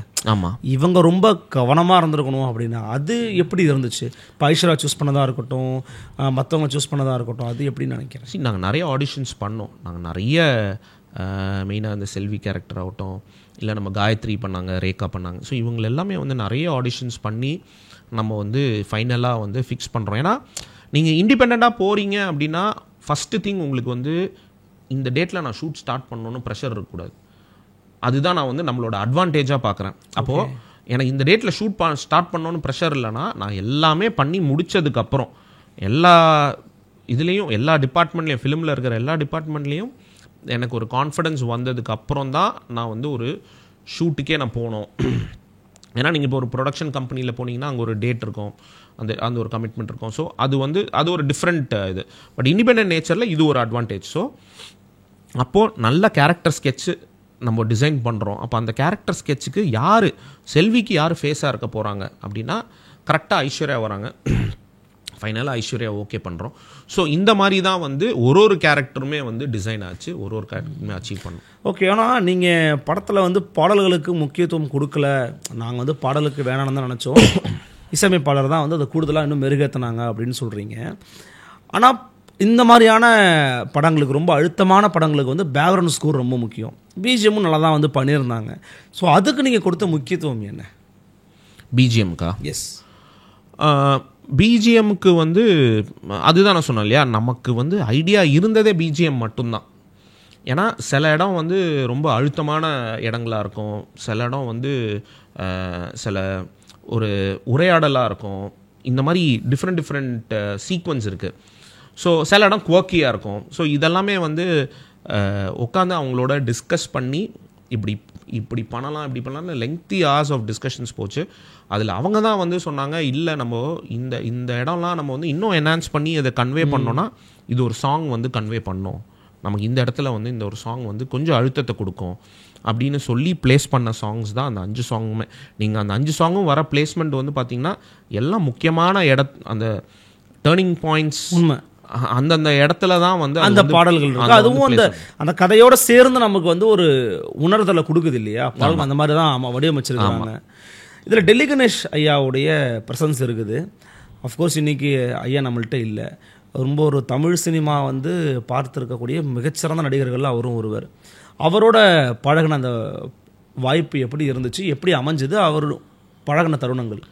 அதாவது எங்களுக்கு வந்து டெல்லி கணேஷ் சார்னாலே கிராட்டிடியூடு தான் இன்றைக்கி நாங்கள் டேர்ன் பண்ணி பார்க்கணும். ஏன்னா நாங்கள் அவர்கிட்ட போய் அப்ரோச் பண்ணும்போது ஒரு மாதிரி தயங்கி தான் போனோம். ஏன்னா நாங்கள் சொல்ல போகிற பட்ஜெட் இவ்வளோ தான் சார் இருக்குது அப்படின்னு சொல்லும்போது அவர் எங்களை ரிசீவ் பண்ண விதம், அவருக்கு என்னென்னா அவரோட ஒரு பயங்கர ஸ்ட்ராங்கான குவாலிட்டி என்னென்னா அவர் இமீடியட்டாக அப்சர்வ் பண்ணிவிடும். அது ஸ்கிரிப்ட் படிக்கிறதுல ஆகட்டும், அந்த சீனை படிக்கிறதுல ஆகட்டும், நம்ம நரேட் பண்ணோம், நம்ம வந்து உட்காந்து அவர்கிட்ட பேசுகிறோம், அவர் கரெக்டாக ஜட்ஜ் பண்ணிடுறோம். ஓகே, இது ஒரு சின்ன படம், இதோட லிமிட்டேஷன் இவ்வளோ தான், ஓகே பசங்க வந்திருக்காங்க, சரி நம்ம ஏதோ பண்ணுறோம் அப்படின்னு சொல்லிவிட்டு அவர் இமீடியட்டாக ஓகே நான் பண்ணுறேன் அப்படின்னாங்க. அடுத்த சேலஞ்ச் எங்களுக்கு என்னென்னா, அவர் வச்சு 4 சீன் இருக்குது எங்களுக்கு. நாங்கள் இன்ஃபேக்ட் ஒரு பதிப்பகத்தில் வேறு ஷூட் பண்ணுறோம். எங்களுக்கு ஒரு நாள் தான் அந்த இதை எடுக்கணும். அடுத்த நாள் போனால் அந்த லைட்டு கேமரா எல்லாம் பட்ஜெட் இன்க்ரீஸ். நாங்கள் யோசிச்சுட்டு இருந்தோம் இந்த 4 சீனை நாங்கள் இவரை வச்சு எப்படி பண்ண போகிறோம் அப்படின்னு சொல்லிட்டு. பட் அவர் அந்த சீனை உள்வாங்கி அவர் டெலிவர் பண்ணது வந்து டாப் நாச். நாங்களாம் ஆக்ஷன் சொல்லிவிட்டு பின்னாடி உட்காந்து சிரிச்சிட்டு இருந்தோம் அவரோட ஹியூமர் சென்ஸை வச்சு.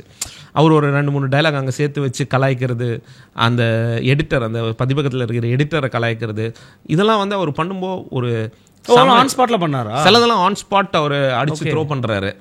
த்ரோ பண்ணப்போ நாங்களாம் வந்து செம்மையாக என்ஜாய் பண்ணிகிட்டு இருந்தோம். அண்ட் அவர் அந்த ஒரு நாள் முடிச்சு கொடுத்துட்டு சும்மா லெஃப்டில் ஹேண்டில் பண்ணிவிட்டு அப்படியே போனார். ஸோ அந்த ஒரு கிரேட்ஃபுல்னஸ் எங்களுக்கு எப்பவுமே இருக்கும். ஏன்னா அவரை போன்ற பெரிய ஆளுமைகள் வந்து இந்த படத்தை நடிக்கிறது இந்த படத்துக்கும் ஒரு கொடுக்குற முக்கியத்துவத்தை கொடுக்கும். எப்படி ஏன் நினச்சிருக்கிறாரு அப்படின்னும் போது வந்து பார்ப்பாங்க. அதனால தான் கேட்டேன். இன்னொரு முக்கியமான ஒரு கேள்வி இருக்குது. இந்த திரைப்படம் வந்து பார்த்திங்கன்னா மக்கள் மன்றத்தில் போய் ரீச் ஆகணும், மக்கள் பார்க்கணும் அப்படின்னா மக்களுக்கு வந்து ஒரு கூறு இருக்கணும். நமக்கு வந்து இந்த விஷயம் என்னோட அட்டாச் பண்ணும், இதை நான் கண்டிப்பாக புரிஞ்சுக்கணும், இதை கண்டிப்பாக நான் பார்க்கணும் அப்படின்னு மக்களுக்கு தோணி இருக்கும் அப்படின்னா எதை நீங்கள் சொல்லுவீங்க? இதுக்காக அவங்க மக்கள் பார்க்கணும் அப்படின்னு எதை சொல்லுவீங்க? அதாவது இதுக்குள்ளே இருக்கிற கதைகள் தான் நான் சொல்லுவேன். இதுக்குள்ளே இருக்கிற கதைகள், அங்கே நடக்கிற சூழ்நிலை, அவங்களுக்கு நடக்கிற சேலஞ்சஸ் வந்து நம்ம டே டு டே லைஃப்பில் நம்ம வேறு சினாரியோஸில் நம்ம ஃபேஸ் பண்ணுற விஷயங்கள் தான் அப்படின்றது தான் வந்து நான் பார்ப்பேன். ஸோ அதுதான் வந்து மக்களுக்கு ஒரு கனெக்டிங் ஃபேக்டராக இருக்கும், அவங்களால ரிலேட் பண்ண முடியுன்றது தான் வந்து நான் நம்புகிறேன். ஆனால் இதில் வந்து இந்த எக்ஸாம் பற்றி ஒரு பாப்பா வந்து ட்ரை பண்ணுவாங்க. அஃப்கோர்ஸ் அவங்க வந்து அந்த எக்ஸாமை வந்து ஃபேஸ் பண்ண முடியாதோ அப்படின்னா அது வந்து எனக்கு வந்து நீட்டை உணர்த்துச்சு. நீட் எக்ஸாமை பற்றி தான் இவங்க வந்து பேசுகிறாங்க அப்படின்னு. இன்னும் சில விஷயங்களை ஓப்பனாக சொல்லணும்னு நினச்சிங்களா? அது ஏதாவது இன்னும் கொஞ்சம் டைம் எடுத்துருக்கணும்னு நினச்சிங்களா? இதில் ஒரு விஷயம் நாங்கள் கிளியராக இருந்தோம், நம்ம வந்து எந்த சைடையுமே டைரெக்டாக ஹர்ட் பண்ணக்கூடாதுன்றது தான் வந்து நோக்கமாக இருந்தது. ஸோ நம்ம வந்து ஏன்னா இதில் சொல்ல வர்றதே வந்து இந்த சொல்ல வர கான்செப்டே நம்ம வந்து டிசீவ் பண்ணிடக்கூடாது. ஏன்னா இதில் என்ன சொல்கிறோன்னா, நீ ஒரு நல்ல ஒரு ஆஸ் அ ரைட்டர், நான் இப்போ ஒரு கதை எழுதும்போது ஆப்வியஸாக வந்து ஒரு கான்ஃப்ளிக்ட் இல்லாமல் ஒரு கதை எழுத முடியாது. அது அப்படியே ஒரு நேர்கோட்டில் தான் போகணுன்னுலாம் சொல்ல வரல. ஆனால் ஒரு எண்டிங்கை வந்து கொஞ்சம் ஒரு பாசிட்டிவாகவோ இல்லை ஒரு இன்ஸ்பைரிங்காகவோ வைக்கலாமே அப்படின்னு சொல்ல வர ஒரு இதில் தான் வந்து நம்ம போனோம். ஸோ அப்போ இந்த கேரக்டருமே வந்து நம்ம கொஞ்சம் பாசிட்டிவாக அந்த கேரக்டருக்கு வந்து கொஞ்சம் இன்ஸ்பயர். ஏன்னா அதில் வந்து அந்த கிரிட்டிக்கும் அதுதான் சொல்லுவார், ஏன் நீங்கள் வந்து படிக்கிற பொண்ணு கையில் வந்து ஒரு விஷத்தை கொடுத்து வச்சுருக்கீங்கன்ற மாதிரி தான் அவங்களோட உரையாடலும் போவோம். அப்போ அவரும் சொல்லுவார், நான் ரியாலிட்டியில் என்ன நடக்குதோ அதுதானே, எல்லாருமே ஜெயிச்சிட முடியுமா அப்படின்ற அந்த கான்வர்சேஷன்லாம் அதை நோக்கி தான் நம்ம வந்து சொல்கிறோம். So it should have a positive end அப்படின்றது தான் வந்து. இல்லை, எனக்கு என்ன ஒரு கேள்வி இருக்குன்னா, தமிழ் சினிமாவில் வந்து நெகட்டிவ் எண்ட்ஸ் வின் பண்ணியிருக்கு, நிறைய திரைப்படங்கள் வின் பண்ணியிருக்கு. பாசிட்டிவ் எண்ட் ஏன் தேவைப்படுதுன்னு ராகவ் நம்புறாரு. இதில் வந்து நெகட்டிவ் எண்ட்ஸ் அண்ட் பாசிட்டிவ் எண்ட்ஸ்ன்றதை விட நெகட்டிவ் எண்ட்ஸ் வந்து எங்கே என்ன பண்ணணும் அப்படின்னு நான் பார்க்குறேன்னா, ஒரு குவெஸ்டனை உணர்த்தணும். ஒரு நெகட்டிவ் எண்டாக நான் வந்து ஒரு நிறைய கதைகள் நம்ம பார்த்துருக்கோம். அது எல்லாமே வந்து நான் அந்த படத்தை தாண்டி தியேட்டரை விட்டு போகும்போது எனக்கு சில தாட்ஸை வந்து அது கொடுத்துக்கிட்டே இருக்கோம், சில குவெஸ்டன்ஸை க்ரியேட் பண்ணிக்கிட்டே இருக்கோம். அது தேவை தான், அது நாங்கள் அப்படி அது இருக்கணும்னு தான் நம்புகிறோம். நம்ம என்ன சொல்கிறோன்னா, இந்த இந்த இந்த சில படத்துலலாம் நம்ம வந்து என்ன பார்ப்போம்னா, இவங்க இப்படி தான், அவங்க அதுதான் பண்ணுவாங்க, ஒரு குரூப்பையோ இல்லை ஒரு இதையோ சிம்பலைஸ் பண்ணி அவங்க அதை ஒரு ஜென்ரலைஸ் பண்ணுறாங்கல்ல, அதெல்லாம் தான் வந்து நம்ம வந்து ஒரு தப்பு. அதை தான் வந்து நம்ம ஒரு ரைட்டருக்கு அது இருக்கக்கூடாது அப்படின்னு நம்புகிறோம். Okay, point. அவங்க அதெல்லாம் இல்லாமல் ஃப்ரீயாக எழுதணும். ஒரு பயாஸ்ட் மைண்ட் செட்டில் இந்த குரூப் அந்த குரூப் அப்படி இவங்க இப்படி இருப்பாங்க அப்படின்னு இல்லாமல் அது கொஞ்சம் ஒரு ஃப்ரீயாக எழுதணும் அப்படின்றது தான் வந்து சொல்கிறோம். இல்லை, அப்போது இன்னொரு கேள்வி இருந்துச்சு. இப்போ கம்பேர் பண்ணதுக்காக கேட்கல, பொதுவாக ஒரு பார்வை ஒன்று உண்டு. இப்போ அண்மை கால தமிழ் சினிமா எடுத்துக்கோங்க, அது போகிற பாதை வந்து ரொம்ப கமர்ஷியல் ஆஸ்பெக்டில் எடுத்துகிட்டு போகுது. பட் கமர்ஷியல் ஆஸ்பெக்ட்லேயே கூட நீங்கள் வந்து தொடக்கூடியது சமூக நீதி சார்ந்து அப்படி தான் நீங்கள் தொடர்றீங்க. அப்படி தான் நான் அந்த லைனை புரிஞ்சுக்கிறேன். ஜஸ்டிஸ் எல்லா இடத்துலையும் இருக்கணும்னு நீங்கள் நினைக்கிறீங்க, அதிகாரத்தில் யார் இருந்தாலும் ஜஸ்டிஸை பண்ணணும்னு நினைக்கிறீங்க. அதை வந்து கமர்ஷியல் ஆஸ்பெக்ட்லேயே சொல்லலாமே, அப்படி சொன்ன திரைப்படங்களும் இங்கே இருக்கே அப்படின்னு நம்ம இருக்குது. அப்போ அதை இதில் நீங்கள் கமர்ஷியல் ஆஸ்பெக்ட் பெருசாக நீங்கள் அதை டச் பண்ணாமல் விட்டதுக்கு காரணம் என்ன? கண்டென்ட் டைல்யூட் ஆகணும்னு நீங்கள் டச் பண்ணலையா, இல்லை வேண்டாம் அப்படின்னு விட்டுட்டீங்களா? கண்டென்ட் டைல்யூட் ஆகக்கூடாதுன்றதுனால தான் வந்து நம்ம ரொம்ப அதை வந்து டச் பண்ணல. இன்ஃபேக்ட் இதில் ஓரளவுக்கு கமர்ஷியல் ஃபேக்டர் இருக்கும், அங்கங்கே வந்து நம்ம கமர்ஷியல் ஃபேக்டர் இருக்கும். பட் ஓவரால் நம்ம போனால் அந்த கோர் நம்ம சொல்ல வர அந்த கோர் ஃபிலாசபி வந்து லாஸ்ட் ஆகிடுமோ அப்படின்ற ஒரு இதில் தான் வந்து நம்ம பண்ணலை. இன்ஃபேக்ட் வந்து நாங்கள் நிறைய டிராஃப்ட்ஸ் எழுதணும், ஸ்கிராப் பண்ணோம் அந்த டிராஃப்ட் எல்லாமே. ஏன்னா அந்த கோருக்கு ஜஸ்டிஸாக இல்லைன்னு சொல்லி தான் வந்து ஃபைனலாக வந்து okay let's stick to the core அப்படின்ற மாதிரி விட்டோம். இல்லை, இப்போ கமர்ஷியல் ஆஸ்பெக்டில் வர இந்த மாதிரியான திரைப்படங்கள் எடுக்கிறாங்க இல்லையா, அது அப்போ சரியாக ரீச் ஆகலைன்னு நினைக்கிறீங்களா? அது வந்து இன்னும் பிரில்லியன்ஸ் இன் ரைட்டிங்ன்றதான். அதாவது ஒரு நல்ல ஒரு கோர் ஃபிலாசபியும் சொல்லி அது கமர்ஷியலாகவும் கொடுக்க முடியறது வந்து ஒரு பிரில்லியன்ஸ் இன் ரைட்டிங் தான். நாங்கள் லேர்னிங் ஸ்டேஜில் இருக்கோம். நாங்கள் அதை கற்றுக்கிட்டு ஸ்லோவாக கொஞ்சம் அப்படியே வந்துடும். உங்களை எதிர்நிலையில் நிப்பாட்டலை, அதை நீங்கள் எப்படி உங்கள் ஆஸ்பெக்டில் பார்க்குறீங்கன்னு கேட்குறேன். சி அல்டிமேட்டாக உங்களால் வந்து ஒரு கமர்ஷியல் படம் ஒரு நல்ல ஒரு கண்டென்ட்டோட பிளெண்ட் ஆகி கொடுக்க முடியறது வந்து ஒரு ஐடியல் சினாரியோ அப்படின்னு சொல்லுவேன். ஏன்னா அல்டிமேட்டாக வந்து நம்ம வந்து படம் எடுக்கிறது பீப்புளுக்காக, அண்ட் பீப்புளோட மாஸ் மைண்ட் செட் வந்து அவங்க வந்து ஒரு கமர்ஷியல் இதை வந்து விரும்புவாங்க. ஸோ அதுக்கு அப்படி இருக்கும்போது நம்மளோட கண்டென்ட் ஓகே நிறைய பேருக்கு ரீச் ஆனால் நல்லாயிருக்கும் அப்படின்னு நம்ம தோணுவோம். பட் ஆனால் கண்டென்ட்டை காம்ப்ரமைஸ் பண்ணக்கூடாது அப்படின்றது தான். அப்போது கண்டென்ட்டும் காம்ப்ரமைஸ் பண்ணாமல் கமர்ஷியலும் எடுக்க முடிஞ்சால் அது வந்து ஒரு பிரில்லியன்ஸ் இன் ரைட்டிங். ரைட்டிங் தான் அதில் ஜெயிக்குதுன்றீங்க நீங்கள். ஆமாம் ஆமாம். நாட் இன் ப்ராஃபிட் இதையாவோ கமர்ஷியலாவோ அது ஜெயிக்கலை. இதில் ஒரு கம்பேரிசன் ரொம்ப நாளாகவே இருக்குது சார். கோலிவுட்டில் வந்து பார்த்தீங்கன்னா நீங்கள் கம்பேரிட்டிவ்லி மலையாள சினிமாவோ மற்ற சினிமாக்களையோ கம்பேர் பண்ணிங்கன்னா மலையாள சினிமாவை எடுத்துப்போமே, கண்டென்ட்டுக்கு தான் ரொம்ப முக்கியத்துவம் கொடுக்குறாங்க. இப்போது மாயக்கூத்து போன்ற திரைப்படங்கள் எனக்கு பிடிச்சிருந்தது. நான் வந்து தொடர்ச்சியாக சோஷியலில் பார்க்குறேன், சொசைட்டியோட பழகிறேன். எனக்கு வந்து இந்த மாதிரி படம் தேவைதான்ப்பா அப்படின்னு எனக்கு தோணுதில்ல. அந்த மாதிரி எனக்கு நிறைய படங்கள் வருது. அது வந்து மக்களோட ரிசீவ் வந்து ரொம்ப அதிகமாக பெறுது. இங்கே அப்படி பெறதில்ல. அப்படி வர்றதெல்லாம் ரொம்ப ஸ்ட்ரகிள் ஆகுது, அல்லது மக்கள்கிட்ட ரீச் ஆகிறதே இல்லை. அதுக்கான ஒரு பாத்திங்க இல்லைன்னு சொல்கிறாங்கல்ல. ஒரு படைப்பாளியை எப்படி பார்க்குறீங்க கம்பேர் பண்ணும்போது? அது இருக்கா அந்த மாதிரி? அது ஃபுல்லாக இருக்குது அப்படின்னு நான் சொல்ல மாட்டேன். இங்கேயும் வந்து ஒரு நல்ல ஒரு கண்டென்ட் ஓரியன்டான நிறைய படங்கள் வந்து ஆர்டிஸ்ட் வேல்யூ இல்லாமல் அதோட சின்ன பட்ஜெட்டுக்கு உண்டாய் நிறைய வந்து நல்ல வெற்றி பட்டிருக்கு அப்படின்றதான் சொல்லுவேன். ஏன்னா உங்களுக்கு வந்து மலையாளம் இண்டஸ்ட்ரியிலலாம் வந்து அது நிறைய வருது, இங்கே அது கம்மியாக வருது. அண்ட் இங்கே அங்கே வந்து பார்த்திங்கன்னா ரெண்டுத்துக்கும் ஈக்குவலான ஒரு இம்பார்ட்டன்ஸ் கொடுக்குறாங்க. ஸ்டார்ஸும் கொடுக்குறாங்க. அதான் மெயின். ஓகே, ஸ்டார்ஸும் கொடுக்குறாங்க. ஸோ இங்கே வந்து அது கொஞ்சம் கம்மியாக, அது இல்லவே இல்லைன்னு நான் சொல்ல மாட்டேன், ரொம்ப கம்மியாக இருக்குது அப்படின்னு தான் சொல்கிறேன். ஸோ என்னோட விஷயம் என்னன்னா அது வந்து கொஞ்சம் அதிகமாக ஆகணும். இன்றைக்கி வந்து பெரிய பெரிய ஸ்டார்ஸ் வந்து ஒரு வெரி சிம்பிள் ஒரு கண்டென்ட் ஓரியன்ட் ஒரு சிம்பிள் ஃபிலிம்ஸ், ஒரு எப்போவுமே ஒரு லார்ஜர் தேன் லைஃப் ஒரு இல்லாமல் ஒரு சிம்பிளான ஒரு ஃபிலிமை வந்து அவங்க இறங்கி நடிக்கும்போது இந்த ஸ்பேஸ் ஓப்பன் ஆகும் அப்படின்றது தான் வந்து நான் நம்புகிறேன். இதில் நீங்கள் வந்து இம்பார்ட்டன்ஸை வந்து நம்ம கதை மாந்தர் ரைட்டர் இருக்கார் பார்த்தீங்களா, அவர் மையமாக வச்சு தான் வந்து போகுது. எண்டில் வந்து அந்த கிளைமேக்ஸ் டைமில் வந்து பார்த்தீங்கன்னா அந்த ராமசாமி நினைக்கிறேன், ஐ திங்க் ஸோ, ஒரு பேர் நான் வரேன்ட்டேன், முறையா அவர் வந்து சொல்கிறாரு, அதிகாரம் அப்படிங்கிறது வந்து அடக்குமுறைக்கோ ஆதிக்கத்துக்கோ பயன்படுத்தக்கூடாது, அவசியமானவர்களுக்கு அவசியமானதை கொடுக்கணும் அப்படின்னு. அஃப்கோர்ஸ் அந்த லைன் வந்து எதெல்லாம் மீன் பண்ணுறதா, நீங்கள் எதுக்காகலாம் அது மீன் ஆகும்னு நினைக்கிறீங்க, பொருந்தி போகுதுன்னு நினைக்கிறீங்க? எல்லாத்துக்கும் தான் நான் சொல்லுவேன். எல்லா இடத்துலையும் அதிகாரத்தில் இருக்கிற ஸோ கால்டு அந்த பீப்புள் இருக்காங்க இல்லையா, அவங்க என்ன மைண்ட் செட்டில் இருக்கணும், அவங்க என்ன தாட் ப்ராசஸில் இருக்கணுன்றது ரொம்ப முக்கியம். அதனால் அது இந்த துறை அந்த துறைன்னு இல்லாமல் கிட்டத்தட்ட எல்லா ஃபீல்ட்லேயும் அது பொருந்தும் அப்படின்னு தான் நான் நினைக்கிறேன். அந்த கதைக்குள்ளே எல்லாருக்குமே ஜஸ்டிஸ் கொடுத்துறதா நீங்கள் சொன்னீங்க. அது இன்னும் கொஞ்சம் ஸ்ட்ரெச் பண்ணியிருந்தால் கொடுத்துருக்க முடியுமா, அல்லது நீங்கள் அதை இன்னும் கொஞ்சம் லென்த் பண்ணிக்கணும்னு விரும்புகிறீங்களா? கண்டிப்பாக அது வந்து இன்னொரு டிராஃப்ட் அது போயிருந்தால் மேபி, ஏன்னா நாங்கள் நிறைய ஃபீட்பேக் வாங்கினது, கொஞ்சம் பேர் வந்து படமாக நல்லா இருக்குது ஆனால் இன்னும் கொஞ்சம் கூட நீங்கள் வந்து அழுத்தமாக சொல்லியிருக்கலாம், இல்லை அந்த கதைகளை ஸ்ட்ரெச் பண்ணியிருக்கலாம் அப்படின்லாம் சொன்னாங்க.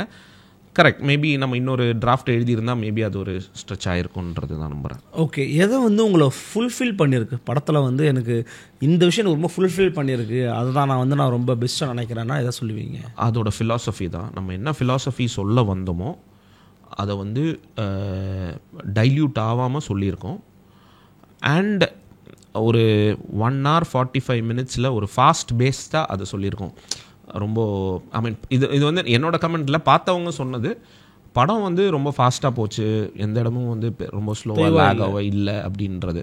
ஸோ அந்த பேஸுக்கு அந்த ஃபிலாசபி நாங்கள் வந்து காம்ப்ரமைஸ் பண்ணலைன்றது தான் வந்து எனக்கு ரொம்ப ஹாப்பியான ஒரு பார்ட்டாக சொல்லுவேன். ஓகே, இதில் நடித்த நடிகர்களாக இருக்கட்டும் எல்லாருக்குமே வந்து ஒரு புது எக்ஸ்பீரியன்ஸாக இருந்திருக்கும்.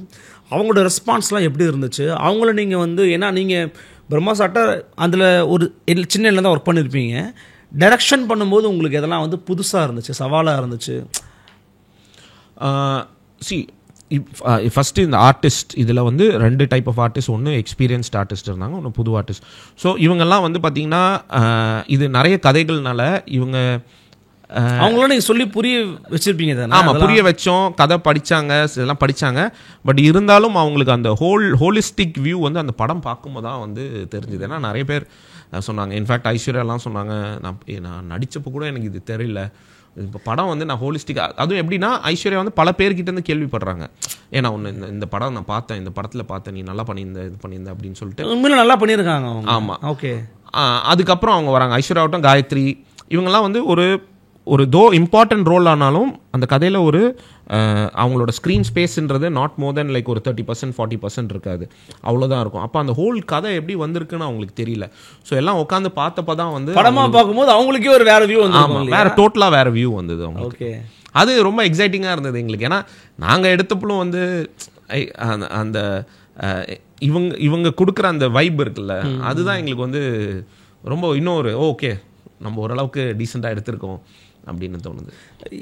நீங்கள் திரைப்படத்தை கொண்டு வர்றது இதெல்லாத்தையும் தாண்டி வந்து பார்த்தீங்கன்னா ப்ரொடியூசர் அப்படிங்கிறவர் ஒரு படத்துக்கு ரொம்ப ரொம்ப முக்கியம். ஏன்னா ப்ரொடியூசர் இல்லாமல் ஒரு படத்தை நீங்கள் வந்து எடுக்கவே முடியாது. ஸோ இந்த படத்துக்கு ப்ரொடியூசராக யார், அவருடைய ரோல் எப்படி இருந்துச்சு இந்த படத்துக்கு? இது நாங்கள் ஃப்ரெண்ட்ஸ் எல்லாருமே சேர்ந்து தான் வந்து ப்ரொடியூஸ் பண்ணோம், ஃப்ரெண்ட்ஸ் அண்ட் ஃபேமிலி. இன்ஃபேக்ட் வந்து லைக் துபாயில் வந்து பிரசாத், அப்புறம் கோபிச்சந்த், சோனியா, அர்ஜுன், ராகுல், ஸோ நம்மலாம் சேர்ந்து தான் வந்து இதில் வந்து ஃபண்ட்ஸ் போட்டு நாங்கள் எடுக்கிறோம். ஸோ இதில் வந்து பார்த்திங்கன்னா ஒரு பர்சனை ரொம்ப இம்பார்ட்டண்ட்டாக சொல்லணும்னா ராகுலை சொல்லுவேன். ஏன்னா அவன் ப்ரொடியூசர் மட்டும் கிடையாது, அவன் ஒரு எக்ஸிக்யூட்டிவ் ப்ரொடியூசரும். ஸோ நாங்கள் இண்டிபெண்ட் நேச்சரில் எடுக்கிறதுனால எங்களுக்கு ஏகப்பட்ட சேலஞ்சஸ் வரும். அண்ட் அவனுக்கு டோட்டலாக எக்ஸ்பீரியன்ஸ் இல்லை, இதுதான் வந்து ஃபஸ்ட் டைம் அவன் இறங்கி செய்கிறான். அவன் வேறு பிஸ்னஸில் இருக்கான், அவன் இறங்கி செஞ்சதுனால தான் வந்து இது இந்த இடத்துல அச்சீவ் பண்ணியிருக்கோம். இன்னைக்கு வந்து இது ரிலீஸில் நிற்கிது அப்படின்றது எப்படி அவ்வளோ இம்பார்ட்டன்ஸாக சொல்கிறீங்க?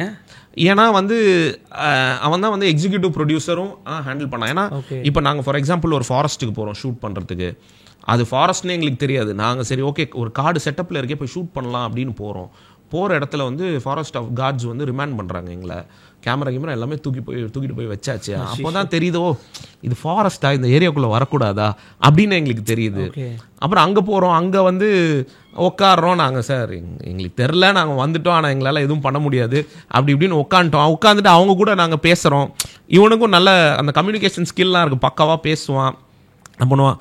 அவன் பேசி ஃபைனலாக வந்து பார்த்திங்கன்னா எங்களுக்கு அந்த ஃபாரஸ்ட் ரேஞ்சர் வந்து நாங்கள் ஒரு மாதிரி க்ளோஸ் ஆகிட்டோம், ஃப்ரெண்ட்ஸ், நல்லா பேசி இதாகிட்டு எங்களுக்கு ஒரு பியூட்டிஃபுல் ஸ்பாட் ஒன்று காமிச்சாங்க சென்னைக்கு வெளியில். அவங்களே கூட்டிட்டு போய் நீங்கள் படம் எடுத்துட்டீங்களா?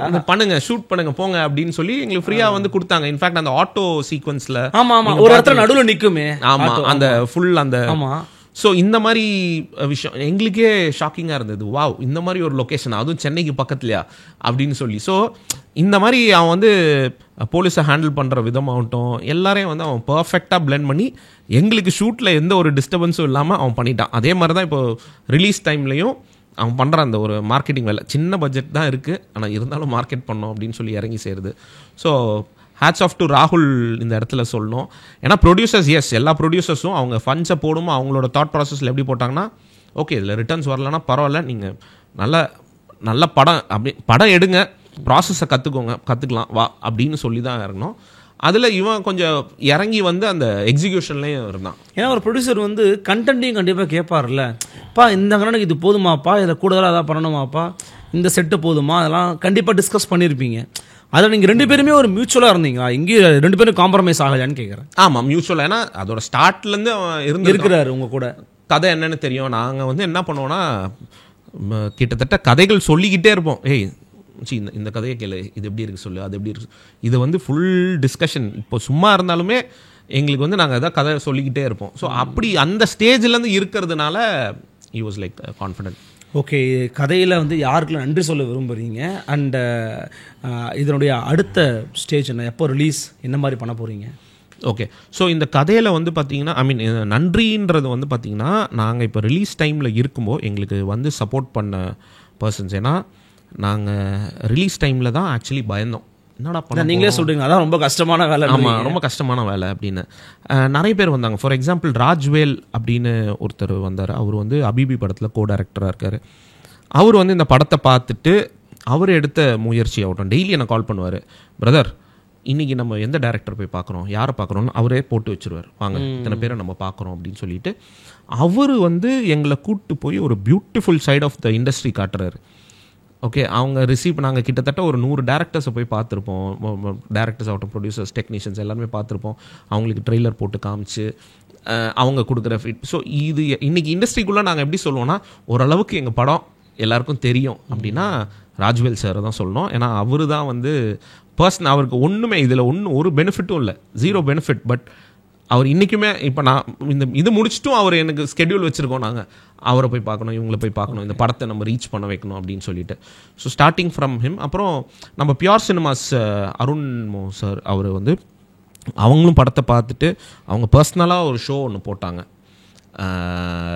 ஷோ போட்டு அவங்க நிறைய பேரை இன்வைட் பண்ணி so like there trying to tell that இந்த படம் இருக்குது, எல்லாரும் நல்ல படம் பாருங்க அப்படின்ற மாதிரி. அந்த மாதிரி நிறைய பேர், முருகன் மந்திரம் சார், அப்புறம் அரவிந்த் ராஜ்கோபால், இந்த மாதிரி. அப்புறம் அதே மாதிரி பிவிஆரில் வந்து எங்களுக்கு நல்ல சப்போர்ட். ஏன்னா ஃபைனலாக வந்து பிவிஆர் தான் அன்ஆஃபிஷியலாக அவங்க வந்து ரிலீஸ் பண்ணுறாங்க, எங்களுக்கு 10-20 ஸ்க்ரீனில் நாங்கள் வந்து பண்ணுறோம். ஸோ அந்த சப்போர்ட் எல்லாமே இருந்தது. ஸோ இவங்களோட பேக்கிங்லாம் வந்து ஒரு கான்ஃபிடென்ஸ் இருக்குது. ஓகே, நம்ம அட்லீஸ்ட் ஏதோ ஒன்று பண்ணிடலாம், ஒரு சின்ன ஒரு இதையாவது நம்ம முன் வைப்போம் அப்படின்ற இது இருக்குது. ஓகே, நான் நன்றி சொல்லிட்டீங்க. அண்ட் ஃபைனலாக ஒரே ஒரு கொஸ்டின், நீங்கள் நிறைய டேரக்டர்ஸ்க்கும் காமிச்சிருக்கிறேன்னு, நீங்கள் யாராவது ஒருத்தர் சொன்ன ஃபீட்பேக் ஏதாவது ஷேர் பண்ண வாய்ப்பு இருக்கா? நம்ம படம் ஃபுல்லாக ட்ரெய்லர்ஸ் தான் நம்ம வந்து காமிச்சோம். படமாக வந்து இப்போ ஆக்சுவலி நம்ம ஒரு செலிப்ரிட்டி ஷோ வச்சுருக்கோம், அது வந்து பார்ப்பாங்க. ஸோ ட்ரெய்லராக வந்து ஒரு பாசிட்டிவான ஒரு இதுதான் வந்து ஃபீட்பேக் தான் வந்துச்சு. இப்போ தான் நாங்கள் வெயிட் பண்ணுறோம். ஏன்னா ப்ரெஸ் பார்க்க போகிறாங்க, இன்னைக்கு ஈவினிங் அவங்க பார்ப்பாங்க, நாளைக்கு வந்து செலிப்ரிட்டி ஷோ வச்சுருக்கோம். ஸோ அந்த ஃபீட்பேக்ஸ் தான் நாங்கள் வந்து வெயிட் பண்ணுறோம். எங்களுக்கு என்னென்னா we want some really hard and open feedbacks. ஏன்னா நாங்கள் அடுத்த ஸ்கிரிப்ட் வேலைகளில் இருக்கோம். ஸோ இந்த ஃபீட்பேக்ஸ் தான் வந்து எங்களுக்கு நெக்ஸ்ட் அது உங்களுக்கு மெருகு ஷேப் பண்ணுறதுக்கு ஹெல்ப் பண்ணும். மனமார்ந்த வாழ்த்துக்கள். அடுத்த உங்களுடைய படைப்புகளும் வெற்றியடைய 4th Estate தமிழ் சார்பாக வாழ்த்துக்கள். ரொம்ப நன்றி. தேங்க்யூ. நன்றி. மீண்டும் சந்திக்கலாம். நன்றி, வணக்கம்.